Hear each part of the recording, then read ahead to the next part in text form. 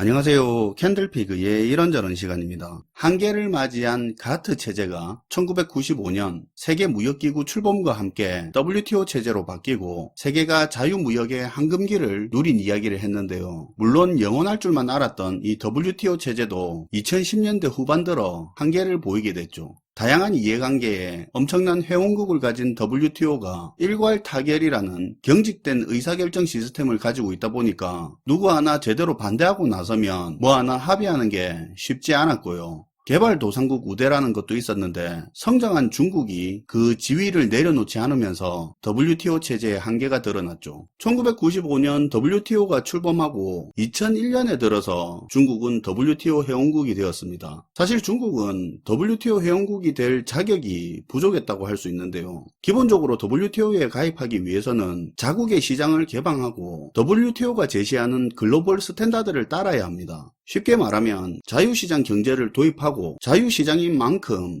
국가도 민간경제에 개입을 하는 수준을 확 낮춰야 한다 그 말인데요. 그런 부분에서는 중국이 WTO에 가입하기에는 자격 조건이 좀 부족했죠. 하지만 워낙 인건비가 싸니까 생산 효율성이 높고 인구도 많으니까 수요시장 성장 가치도 높고 투자 가치도 크다 보니까 빨리 세계 무대에 끌어들여서 무역 파트너로 쓰고 싶었던 겁니다.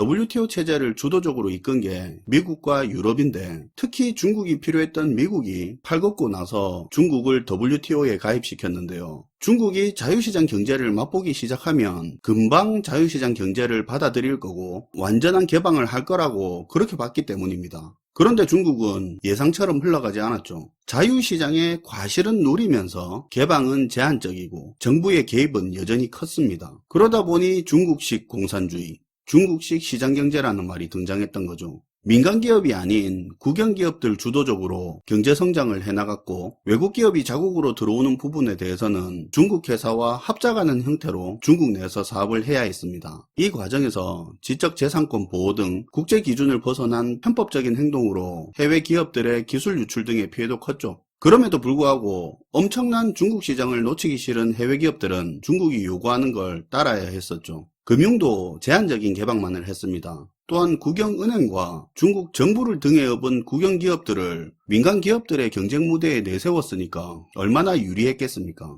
어쨌든 초반에 성장하는 단계에 있는 그런 나라들에게는 흔히 있을 수 있는 일이기는 합니다. 다만 그 다음부터가 진짜 문제가 되기 시작하는데요. 날개 단 듯 급성장하던 중국의 경제 규모가 2010년 일본을 제치는 걸 넘어서 격차를 벌리면서 미국을 따라가기 시작하는데요. 기술력 또한 그동안 갖은 방법을 동원해 고도화시키다 보니 이제는 선진국 기업들의 생산기지 수준을 넘어서 그 기업들과 경쟁하는 수준까지 들어섭니다. 2000년대까지만 하더라도 굉장히 낮은 인건비를 바탕으로 노동력이 많이 투입되는 조선, 철강 등의 산업에서 기술력은 떨어지지만 저가 공세로 시장을 빠르게 장악했는데요.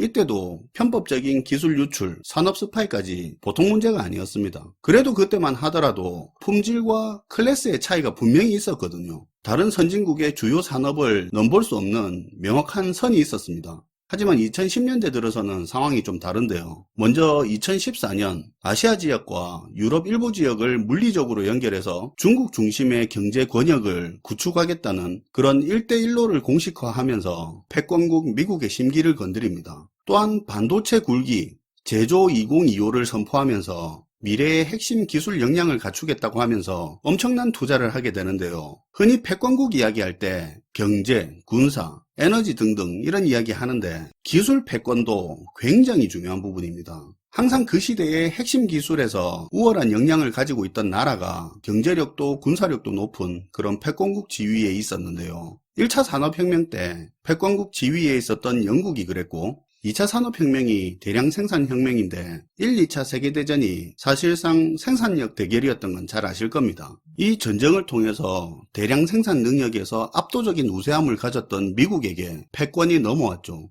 냉전체제에서도 미국, 소련 간 기술 경쟁을 하던 분위기에서 3차 산업혁명인 정보화 혁명에서 미국이 압도적인 우월성을 굳히면서 기술 패권을 가졌죠. 4차 산업혁명도 마찬가지입니다. 초연결, 초지능혁명으로 이건 특성상 범위가 좀 넓기는 한데 이를 가능하게 하는 인공지능, 빅데이터, IoT, 5G 등등, 그리고 그 바탕이 되는 핵심 기술인 반도체 기술이 패권국의 핵심 역량으로 중요한 부분이 되었습니다. 그런 부분에다가 중국이 올인하겠다고 2010년대 중반에 선포까지 한 겁니다. 이후로 현재 이런 분야의 중국의 시장 점유율과 기술력은 높은 수준까지 이미 올라왔고요. 물론 이 중국의 기술력이라는 게 지적재산권 보호 등 국제사회에서 요구하는 글로벌 스탠다드를 지키면서 획득한 건 아니죠.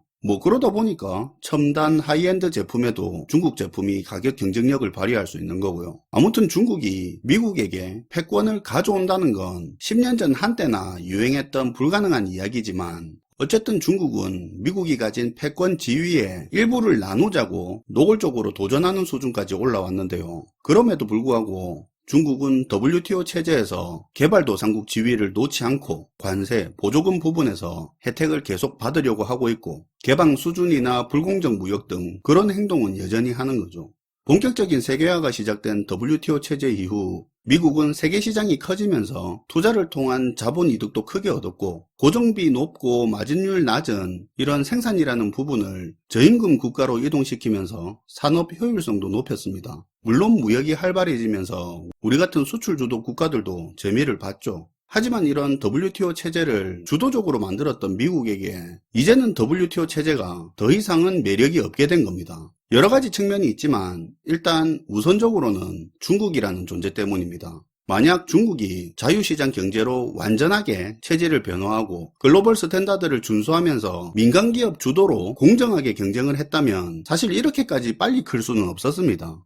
그런 중국이 경제 규모가 커져서 WTO 내에서 중국 영향력이 커지고 중국과 경제적으로 공생관계를 가지는 나라의 수를 늘렸죠. 미국의 WTO 장악력은 예전만 못해지고요. WTO의 경직된 의사결정 시스템 때문에 중국의 불공정에 대해서 제재할 만한 규범을 재정립하기도 힘들었죠. 그래서 예전에 미국이 WTO를 탈퇴까지 고려 중이라는 이야기를 했었고, WTO 룰으로 중국을 제어하지 못하니까 미국의 자국법을 꺼내들면서 보복 관세, 첨단 기술 부분의 직접적인 제재에 나섰던 거죠. 보복 관세 부분은 자국 내 일자리와 산업에 피해를 입히는 부분 위주로 진행하고 있고요. 사실 이 부분은 중국뿐만 아니라 EU, 아시아 지역 국가도 예외는 아닙니다. 2018년 미국은 자국의 철강 업체를 보호한다는 이유로 자국 법으로 중국과 EU에서 생산된 철강과 알루미늄에 고율의 관세를 부과했는데요. 최근에 WTO가 이건 WTO 규정 위반이다 판정을 내렸는데도 미국 정부는 강력히 거부한다면서 이번 결정은 WTO가 개혁이 필요하다는 것만 확인시켰다고 미국 무역 대표부가 이야기를 했죠. 그리고 첨단 기술 제재, 이건 미국이 혼자서 할 수 있는 일은 아닙니다. 중국이 편법적인 방법으로 첨단 기술 패권을 넘보는 걸 막는다, 미국의 안보 때문이다 등등 말을 하긴 하지만, 반도체로 이야기하자면 반도체를 설계하는 팹리스, 생산하는 파운드리, 반도체 소재 산업 등 각각의 성격이 워낙 다르고 국가별로 전문화되어 있기 때문에 칩4 동맹과 같은 이런 연합체를 구성해야만 중국 제재가 가능하죠. 그래서 보면 자국 산업과 일자리 관련해서는 미국은 고립주의적인 보호무역 색채를 띠고 있고, 중국의 기술 제재와 관련해서는 동맹체, 연합체를 구성하는 형태로 블록화된 보호무역의 형태로 가고 있습니다. 근데 사실 이런 미국의 행동을 두고 미국을 무조건적으로 비난하거나 혹은 반미적인 태도도 국내에서 많이 보이는데요. 사실 미국은 자유무역이든 보호무역이든 언제나 자국을 위한 행동을 했었고, 그 영향이 우리한테 긍정적이냐 부정적이냐가 다를 뿐이죠. 그런 냉혹한 현실을 받아들여야 무슨 방법이 있지 않겠습니까? 오늘은 WTO 출범 이후 중국의 성장과 미국에 대해서 좀 포커스를 맞춰서 이야기했는데요. 코로나 이후의 세계 무역 상황에 대해서도 앞으로 이야기해 보도록 하겠습니다.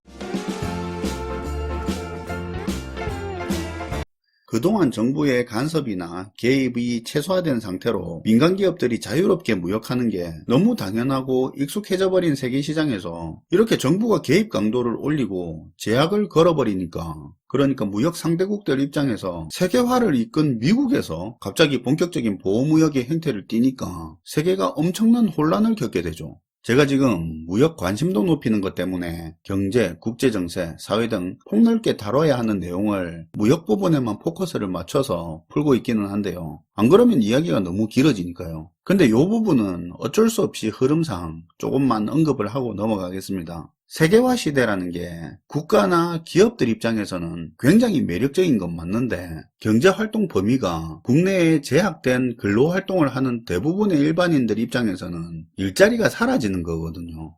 선진국을 중심으로 예를 들자면 고학력의 인력이 필요한 부가가치 높은 일자리는 국내에 남겨두고 인건비 비중 크고 마진 적은 생산 같은 일은 해외의 저임금 국가로 보내버리잖아요. 이게 뭐가 문제냐 하면 학력이 높지 않은 사람들도 안정되게 일할 수 있는 좋은 일자리가 사라진다는 겁니다. 대표적으로 대기업 생산직 일자리 같은 거 있잖아요. 그건 고학력이 아닌 일반 서민들도 제법 안정되게 살아갈 수 있는 좋은 일자리거든요. 이런 일자리들이 중국이나 동남아, 동유럽 등으로 다 옮겨져 가버리고 그 떠난 공장만큼 일자리가 사라지는 겁니다. 그럼 일반인들 기준에서는 세계화는 안 좋은 거네? 그렇게 생각할 수도 있는데 물론 혜택도 받죠. 세계가 분업 구조로 가장 싸게 물건 만들어질 수 있는 구조가 세계화니까 물건값이 안 오르고 싸진 건 혜택을 본 겁니다.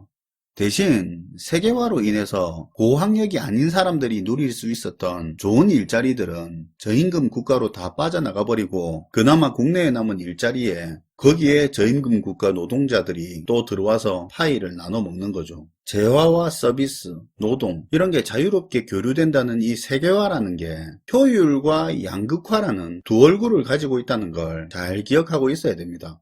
자, 아무튼 미국은 세계화 이전까지만 해도 명실상부한 제조업 강국이었고 그 덕에 고학력이 아니라도 큰 회사 생산직 같은 좋은 일자리에 근무하면서 나름 괜찮은 생활 수준을 유지했습니다. 특히 미국 동부의 5대5 연안 공업지대는 한때 미국의 심장이었고 엄청난 일자리를 만들어냈습니다. 하지만 미국 자동차 산업 쇠퇴와 세계화 흐름에 휩쓸려서 제조 공장들이 다 떠나고 녹슨지대라는 러스트벨트라는 별명이 붙어버렸죠. 거기에 있던 사람들 상당수가 일자리를 잃고 백수나 저급한 일자리에 근무하는 사람들이 많습니다. 세계화에 명과 암이 있다면 어두운 부분의 상징 같은 지역이 러스트벨트입니다. 기본적으로 경제니 세계화니 뭐니 그런 거 몰라도 미국 서민들은 이런 생각을 할 겁니다.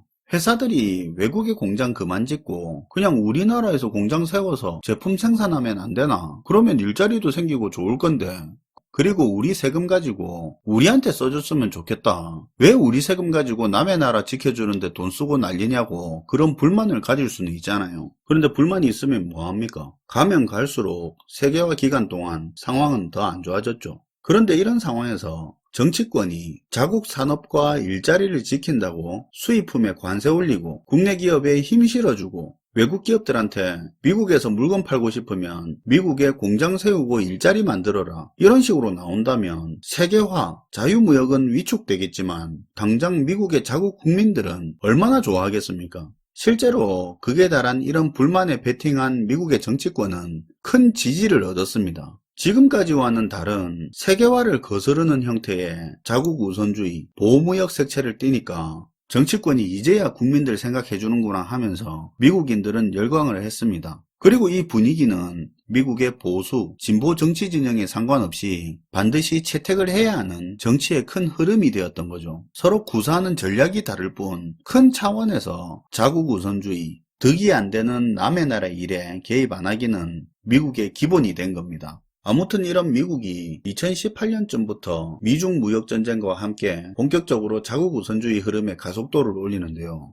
근데 당시에 미국은 과격하고 돌발적이기까지 할 정도로 자국 우선주의를 급진적으로 추진하다 보니까 여기저기 세계에 균열이 생기는데요. 우방국하고도 외교적으로 미국은 사사건건 마찰이 발생하게 만들기도 하고 진행하던 일들이 교착 상태에 빠지기도 했습니다. 특히 이때 미국의 최고 동맹이라고 할 수 있는 EU하고도 불화가 생기기도 했었죠. 이것 말고도 또 문제가 더 있었는데요. 반도체 기술 등 중국의 첨단 기술 분야 제재 문제입니다. 이건 미국이 혼자서 할 수 있는 부분은 아닌데요. 미국 혼자서 제재해봐야 미국 기술을 활용하는 무역 상대국이 중국하고 거래를 해버리면 기술이나 제품이 중국으로 들어가고 기술 제재의 의미도 없죠. 미국 입장에서는 철저하게 다른 나라들과 연합해서 진행을 해야 하는 부분입니다. 근데 무슨 문제가 있겠습니까? 미국은 자기 나라 산업 보호한다고 관세 올리고 각종 하이테크 기술의 상당 부분을 점유하고 있는 나라가 미국이니까 자기들을 위해서 중국을 고립시키고 기술 패권을 지키려고 하는 거 아닙니까? 그러니까 그들에게는 피해가 있더라도 중국을 꼭 견제해야 할 이유가 있는 겁니다. 그런데 유럽, 한국, 일본 등 우방국들마저도 관세 인상이나 수출 쿼터제로 미국의 보호무역의 피해를 입는 마당에, 물론 가장 큰 피해를 입는 건 중국이지만 어쨌거나 피해를 입고 있는 마당에 거기다 대고 중국 기술 제재에 동참하라고 하니까 어떤 반응을 보이겠습니까? 중국 문제 있는 거 우리도 다 알고 있다. 근데 우리가 중국 시장을 잃어가면서까지 우리가 왜 그래야 되는데? 그리고 그렇게 하면 우리가 얻을 수 있는 게 뭔데? 이 말이 안 나오는 게 이상하죠. 코로나 팬데믹 직전까지 미국 내에 자국 우선주의 열풍에 호응하던 미국 정부는 필요 이상의 급진적인 모습을 보이면서 세계의 관계도 함께 균열이 가기 시작했습니다. 코로나 팬데믹 직전까지 세계 무역 상황은 미국의 급진적인 보호무역 기조 방향 전환으로 그로 인한 당황, 분노, 이합 집산의 반복이었습니다. 그러던 와중에 코로나가 터지죠. 관세를 올리고 무역 규제를 늘리면서 보호무역 바람이 점점 불던 곳에 플러스 알파로 문제가 하나 더 터집니다. 뭘까요? 지금은 너무 익숙한 말, 바로 공급망 위기인데요. 공급망 위기는 우크라이나 전쟁이 아니라 코로나 때문에 먼저 등장했죠. 세계화의 핵심은 분업입니다. 분업의 강점은 전문화죠. 그것 때문에 더 싸고 좋게 만들 수 있는 건데요. 원자재가 많은 나라, 기술 개발과 설계를 잘하는 나라, 생산을 잘하는 나라, 서로 잘하는 부분에 집중을 하는 겁니다. 각각의 나라들이 집중한 물건들이 관세 장벽 없이, 규제 없이 쉽게 자유롭게 이 나라 저 나라 오고 갈 수 있어야 분업의 효과도 의미가 있겠죠. 그래서 세계화 시대에는 자유무역이 중요한 거고요. 근데 분업에 가장 큰 단점이 뭡니까? 한 명이라도 문제가 생기면 전체에 문제가 생기는 거죠. 코로나로 광산이 쉬면서 원자재 생산 중단이 되고 특정 지역이 봉쇄가 되면서 부품 생산, 유통 차질이 발생하고 아주 엉망이 되었죠. 눈에 보이지 않는 관세 장벽, 보호무역주의가 자유무역에 방해가 되던 와중에 코로나로 인한 물리적인 단절까지 발생했던 겁니다. 일례로 외국에서 들어올 케이블 어셈블리 하나 제때 입고가 안 돼서 자동차 생산 라인이 며칠 동안 서는 그런 일이 발생을 했었죠. 싸고 좋은 제품, 제약 없는 자유로운 무역을 바탕으로 효율을 중심으로 짜여진 이 세계의 공급망이 이 코로나로 인해 정상 작동을 안 하는 겁니다. 이제 어디가 더 싸냐가 문제가 아니라 어디가 납품 날짜를 맞출 수 있느냐가 중요했는데요. 코로나가 장기화되면서 그동안 효율을 중심으로 짜여졌던 공급망이 점점 안정 중심, 가까운 지역 중심으로 공급망이 개편되기 시작했습니다. 물론 당연히 예전처럼 싸고 좋은 데가 아니라 안정적인 것 중심으로 공급망을 선택하다 보니까 물건 만드는 비용은 올라가게 되죠. 그리고 우크라이나 전쟁이 더해지면서 공급망 문제는 더해지는 겁니다. 자, 여기서 끝나면 지나갈 수 있는 위기가 될 수도 있었을 텐데 코로나로 인한 경제 위기를 극복한다는 명분으로 미국을 중심으로 세계는 너무 과하게 돈을 풀어버립니다. 물가 상승세가 심상치 않음에도 불구하고 세계 경제 수장들은 두려워하지 않았는데요. 지금까지 누렸던 너무 효율적이었던 공급망 덕택에 물가가 너무 오르지 않아서 그동안 일부러 인플레를 일으켜야 할 정도로 그런 통화정책을 추진하다 보니까 인플레에 대한 경계심이 없었습니다. 그러다 보니 그 인플레가 일시적으로 그칠 거라 판단했고 인플레 잡을 골든타임을 놓쳐버리게 된 거죠. 초저금리 양적 완화의 단맛을 보던 기업들, 가게들은 부채를 엄청 늘렸는데요. 물론 정부도 민간에 지원한다고 빚을 크게 늘렸고요. 결국 뒤늦게 감당 안 되는 수준의 인플레가 시작되면서 미국을 중심으로 급격하고 높은 금리 인상이 시작됐습니다. 부채를 너무 많이 늘린 경제 주체들은 이자 부담 때문에 자금 여력이 급감하고 그로 인해 소비를 줄이고 고용을 줄이면서 침체가 가속화되기 시작했죠. 이건 나중에 추가로 더 이야기해야 할 부분이지만 요거 잘 기억해야 됩니다. 간단한 건데 잘 모르는 분도 많고 큰 흐름에서 굉장히 중요한 겁니다. 일단 경제 상태 괜찮은 국가가 하나도 없이 전 세계적으로 침체가 심해지면 큰 내수 시장을 가진 선진국들이 자국의 산업을 보호하고 실업률 증가를 막기 위해서 보호무역을 더 강화할 겁니다. 쉽게 말해 좀 빡센 국산품 이용한다는 거고요. 요거 자체가 우리 입장에서는 물건 팔 때가 줄어든다는 의미입니다. 그리고 그 와중에 자원을 많이 가진 나라들은 자신들의 영향력을 키우기 위해서 수출 물량을 제한하는 등 보호무역을 강화할 겁니다. 이건 원자재 가격이 오른다거나 원자재 공급에 영향이 커질 수 있다는 얘기죠. 침체로 인해서 전 세계적으로 보호무역 성향이 점점 짙어지고 그런 과정에서 무역량은 급감하는데요. 그럼 필연적으로 침체는 장기화되고 우리처럼 원자재를 재가공해서 수출하는 그런 수출주도 국가엔 더 큰 타격으로 다가올 수 있습니다. 그리고 언제나 경제위기 중에는 그게 어떤 나라가 될지는 되어봐야 알겠지만 경제위기 중에 대규모 시위나 내란 같은 것들이 잘 일어납니다. 그런데 만약 그런 게 터진 나라가 세계 공급망에서 중요한 역할을 하는 나라라면 또 공급망 위기가 가중되는 거죠. 앞으로 이렇게 된다는 의미로 한다는 말은 아니고 과거의 역사에서 반복되어 왔던 흐름이 이렇다는 겁니다. 그리고 이렇게 될 가능성을 완전히 배제할 수도 없는 거고요. 어쨌든 시청해 주셔서 감사하고요. 지금까지 캔들피그의 이런저런 시간이었습니다.